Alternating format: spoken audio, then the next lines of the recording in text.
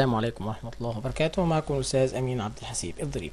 هنتكلم النهاردة إن شاء الله على مشروع جديد بعنوان لعبة البطريق. هنبدأ نضيف الكائنات بتاعتنا. أول كائن معانا هنضيفه هنا، هنضيف البطريق بنجيون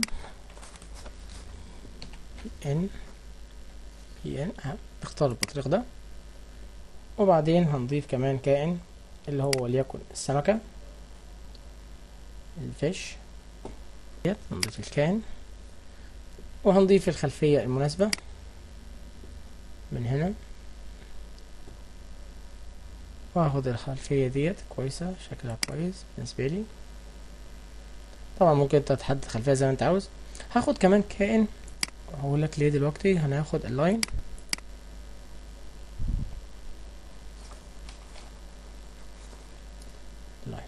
طيب بصوا شباب، اللعبة بتاعتنا هتبقى عبارة عن ايه؟ اللعبة بتاعتنا هتبقى عبارة عن ان المفروض ان السمكة ديت هتبدأ تنزل من فوق من اعلى، والبطريق هيبقى تحت هنا في الاسفل. طيب اذا البطريق اكل السمكة، البطريق هياخد نقطة، او انت كلاعب هتحصل على نقطة. طيب لو السمكة لمست الخط ده انت تخسر نقطة. تمام. طيب وقتين تنتهي اللعبة تابعنا وهتشوف ازاي تنتهي اللعبة. هنعدل هنا الحجم بتاع الفيش، مثلا نخليها مثلا ايه وليكن 50، ونعدل برضو الحجم بتاع الكائن نخليه مثلا 75. ايوه تمام كده. طيب كده ايه الاوضاع بتاعتي عادت مظبوطة. يلا نبدأ مع بعض اللعبة. حاجة هعملها معايا ان انا احدد ازاي البطريق هيمشي. طبعا البطريق هيقعد يتحرك كده يمين وشمال كده، مش هيطير لفوق ولا هيطلع لتحت، فهو هيقف هنا كده. هثبت مكانه واجي اقول له هنا من الحدث المناسب، اقول له عند النقر على العلم وين كليكت.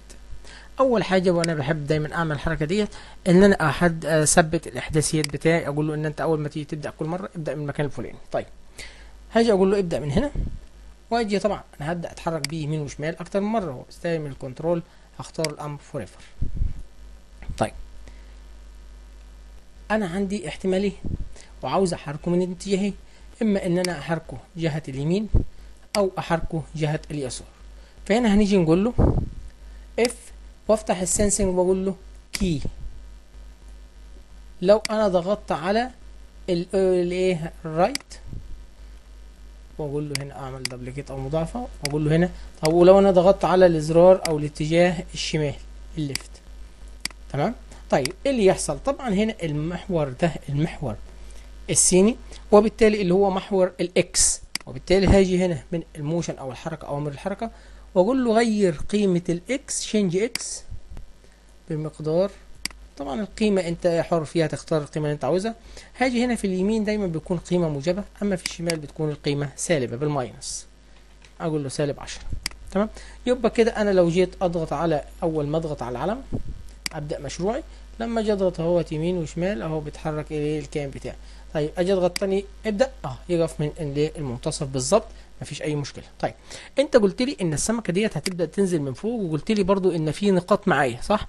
اقول لك طب تعالى في المتغيرات واعمل ميك ا فاريبل واكتب النقاط او سكور زي ما انت عاوز،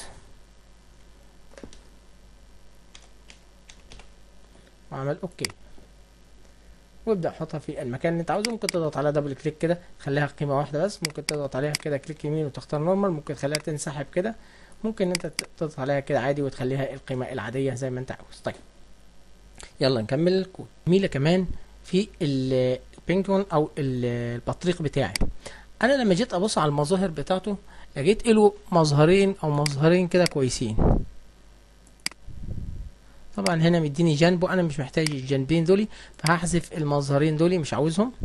بس كده بص كده حضرتك بين المظهر ده والمظهر ده هتلاقيه بيفتح بقه كده، تحس ان هو ايه زي ما يكون بياكل كده. تمام. وبالتالي انا محتاج ان انا استفيد بحته زي دي. طيب اعمل ايه؟ هاجي هنا اقول له برضو اختار الحدث لما انقر على العلم. انا عاوز الحكايه دي هتتكرر معايا كذا مره لان انا هغير في المظاهر، واقول له هنا ايه ده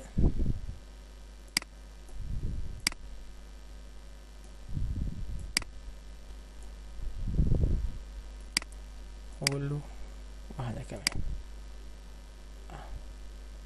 اقول له انا عندي حاجه من الاثنين، لما ابدا اللعبه انا هضغط على الزرار الايمن او هضغط على الزرار الايه الايسر، صح كده؟ طيب لما اضغط على الزرار الايمن هقول له انا عاوزك مثلا تيجي هنا في اللوكس واقول له سويتش كاستم بينكون 2 مثلا، وهنا في الليفت اقول له سويتش كاستم بينكون 1 ايه، يبقى هنا بي وهنا ايه. طيب تعالى كده حرك نضغط على الايقاف ونبدا التشغيل. بص كده لابوج البينجو يبقى انا بس عملت الحته الصغنطوطه ديت اللي هو اللي زياده دي عشان خاطر بس ان هو ايه يعمل معايا المظاهر بتاعتي ديت اللي هو ان كأنه بياكل يعني او فاتح بوجه وبياكل. يبقى هنا لما اضغط على اليمين ابدا تحول للمظهر كذا وده كده. طيب ندخل على الكود بقى الاساسي بتاع السمكه بتاعتي. هاجي اقول هنا السمكه دي هتشتغل تلقائي مش هتحكم بقى فيها. هاجي اقول له هنا وين كليك لما اضغط على العلم طبعا هتشتغل على طول، السمك هيبدا ينزل ويطلع على طول. ممكن طبعا ان انا اعمل له كرييت كولون او ان انا اخليه يعمل نسخ ديت مفيش مشكله، ممكن ان انا اعمل دبليكيت او مضاعفه بعد كده مفيش اي مشكله زي ما انت عاوز. هاجي هنا اقول له انا عاوز هنا السمكه ديت تنزل من فوق لتحت، تنزل من فوق لتحت، وبالتالي هيبقى هتنزل يبقى هتبقى قيمه متناقصه. يبقى هاجي اقول له هنا change y بمقدار سالب مثلا 7. طيب في احتمالين للسمكة. السمكة احتمال ان هي تلمس البطريق تاخد نقط، واحتمال تلمس الخط الاحمر تخسر نقط. فهنا هنيجي طالما في احتمال يبقى من الكنترول واخد جملتين لاف. ادي الاحتمال الاول شوز اول شوز 2. طيب الاختيار الاول والاختيار الثاني. طيب هنا الاثنين لمس يبقى استشعار من السنسنج واختار التاتشنج. اختار التاتشنج. التاتشنج الاولاني لو هو هيلمس البينكونج 2، الاختيار الثاني لو هو هيلمس اللاين بتاعي. طيب لو هو هيلمس البينكون ايه اللي هيحصل؟ اول حاجه انا عاوز اقول له ان انت هتبدا تاخد نقط بس خلي بالك وبرضه تتحرك وتبدا الامر بتاع السمكه بتاعتي يطلع من فوق تاني ويعيد وهكذا عشان يكرر نفسه. تمام. وممكن كمان ان انا اعمل له صوت الاكل. طيب هنيجي نعمل اللي احنا عاوزينه. هنقول مثلا ان انا عاوزك تبدا تضيف النقط. يبقى هيجي هنا من الكنترول من الفاريبل واقول له change my score او السكور بمقدار 1. طيب وبعد كده هاجي هنا من الموشن حركه واقول له go to x و y. بس استنى، انت عارف انت لو قلت له الاكس والواي، الواي كده كده انا عاوزها تبقى من اعلى قيمه، عاوزها من اعلى قيمه معايا في الشاشه اللي هي 180. تمام. طيب وهنا قيمه الاكس انا لو قلت له قيمه الاكس قيمه 19 زي ما انا عامل هنا كده قيمه ثابته ده غلط، لان كل مره السمكه هتنزل من مكان واحد وبالتالي البينجون هيستناها في مكان واحد برضه فهياكلها على طول. امال انت عاوز تقول له ايه؟ اقول له لا انا عاوز اخلي القيمه دي غير معروفه. طيب هندخل في الاوبريتور العمليات الحسابيه واقول له اختار الامر اللي اسمه بيك راندوم. يبقى بيك راندوم. ليه بيك راندوم؟ عشان تبقى القيمه عشوائيه. واقول له خليها مثلا من سالب 236 لموجب 240 اي حاجه يعني، او من سالب 240 لسالب عادي مش مشكله. تمام. طيب وبالتالي كده تمام. طيب وممكن ان انا اضيف كمان ساوند واضيف اللي هو بلاي ساوند. الصوت ده صوت ان هو بياكل، او ادخل هنا في الساوند واختار من هنا choose a sound jump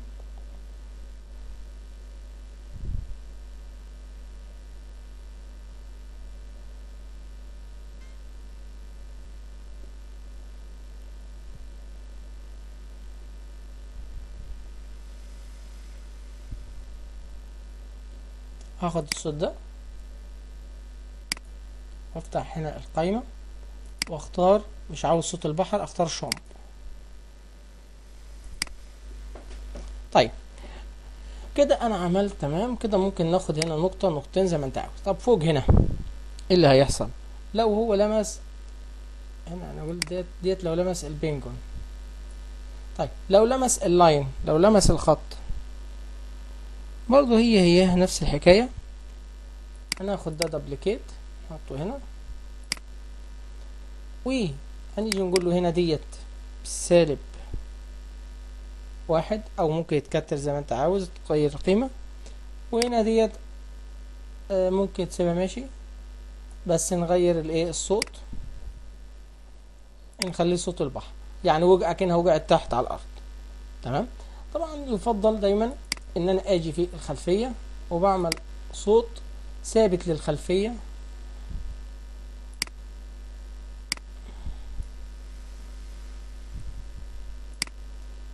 وهنا فوريفر، وببدأ اعمل صوت بس مش بوب بوب بوب يعني، بختار ميوزك او حاجة تكون ايه تمام. يبقى هنا بيبدأ ان هو يتحرك بقى يمين وشمال الكائن بتاعي. اول ما ابدا اشتغل يبقى هنا البينجون اهوت الكود بتاعه البلوكس بتاعه، كل البلوكس بتاع البينجون رقم 1 هو دي الاساس عندي ان هو يتحرك. قلت له انا حددت له الاحداثيات المكان بتاعه، قلت له لو ضغطنا على الزرار اليمين هيتحرك بمقدار 10، لو بالشمال هيتحرك بسالب 10. لو انا عاوز اعمل الاثنين التانيين دول ماشي، مش عاوز اعملهم مفيش مشكله. دي كلهم عشان خاطر بس تغيير المظاهر، لما اضغط على اليمين يحول لمظهر كذا، لما اضغط على الشمال يحول لمظهر كذا. طيب كود السمكه ودي الكود المهم عندي. قلت له وين لما اضغط هشتغل على طول. عاوز السمكه تنزل من فوق بمقدار -7 او -5 او زي ما انت عاوز. هنا لما يلمس البنجون طبعا هيزيد بمقدار نقطه، او ممكن ان انت تخليها بمقدار نقطتين. قلت له ان انا عاوزها تنزل من فوق، تبدا من فوق من هنا. طيب عشان تنزل من فوق من هنا يبقى هناخد الامر جو تو اكس واي. قلنا الامر اللي هو الواي ديت اللي هي الايه القيمه النهائيه ال 180. طيب القيمه الاكس ما ينفعش تكون ثابته، وبالتالي كان لازم ان انا اعملها ايه قيمه متغيره. فاحط هنا القيمه ديت ممكن ان انا اقولها هنا مثلا -230 موجب 230، هتلاقيها تبدا تطلع من فوق هنا. ونفس الحكايه هنا بقى. طيب هنا حطينا صوت بس عشان اقول، ممكن اقول له ويل دان برافو جود زي ما انت عاوز. هنا تراي اجين اي حاجه، وهنا بالماينس ايه كده. تمام. وقلنا طبعا ان انا بس هحط كود في الخلفيه، دي كود تشجيع، كود صوت جمهور، اي حاجه انا عاوزها. طيب في حته صغنطوطه بس اخر حاجه اللاين. انا ممكن واحد يجي يروح محرك اللاين كده، يروح مطلع لفوق، يروح محركه كده يمين شمال كده يغير. انا مش هتعب في المشروع واسيبه لاخر حاجه الحته ديت على البسيطه، لا هاجي اقول بس كده اهوت الحدث لما انقر على العلم انا عاوز الاحداثيات بتاعته تكون ثابته، يبقى ثبت لي الاحداثيات بتاعته كده بالشكل ده. كده انتهى المشروع بتاعنا. اتمنى اذا عجب حضراتكم الفيديو ما تنساش تعمل لايك وسبسكرايب وتفعل زر الجرس ليصلك منه كل جديد. شكرا لحضراتكم والسلام عليكم ورحمة الله وبركاته.